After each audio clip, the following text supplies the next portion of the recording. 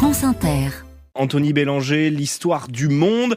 Vous voulez nous parler ce matin d'un film indien qui fait un tabac depuis sa sortie. Un film qui a pour nom Kaatal, c'est-à-dire le cœur ou le noyau, comme on dit, le noyau familial. Il est sorti en mai pour une toute petite partie du pays, l'état sudiste du Kerala, mais il y a quelques semaines à peine sur les écrans de tout le pays. Et partout, les salles sont combles. Pourtant, Kaatal n'a rien d'un film bollywoodien traditionnel, c'est-à-dire chanté, dansé et joué par des acteurs sublimes, capables de sentiments les plus élevés, parce que pour nous tous, Bollywood, il faut bien le dire, c'est un peu ça.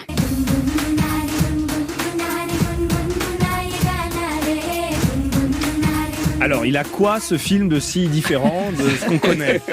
Bon, d'abord, ce n'est pas un film en hindi, comme les grosses productions colorées et bruyantes de Bollywood. C'est un film en malayalam, c'est-à-dire la langue du Kerala et de ses 35 millions d'habitants. Ensuite, pas de chansons, pas de danse, ni d'histoire épique, non. Kaatal est un film à petit budget qui se passe dans une famille ordinaire, avec des sentiments simples mais vrais. L'histoire d'un homme, Matthew Devasi, qui, alors qu'il se présente pour une élection locale, doit affronter la demande en divorce de son épouse, et pour une raison simple, elle ne veut plus vivre dans le mensonge et les non-dits, son mari étant en fait homosexuel. Et ça, ce n'est pas un sujet tabou aujourd'hui en Inde ? Bon, ce n'est pas la première fois que le cinéma indien aborde la question, mais le succès et la qualité de ce film montrent que quelque chose a changé en Inde. Rappelons que le pays a dépénalisé l'homosexualité il y a à peine 5 ans. Mais ce qui rend ce film particulièrement intéressant, c'est justement son identité régionale. À l'ombre des blockbusters bollywoodiens, des dizaines d'autres films produits dans des langues régionales de ce pays immense rencontrent de plus en plus de succès.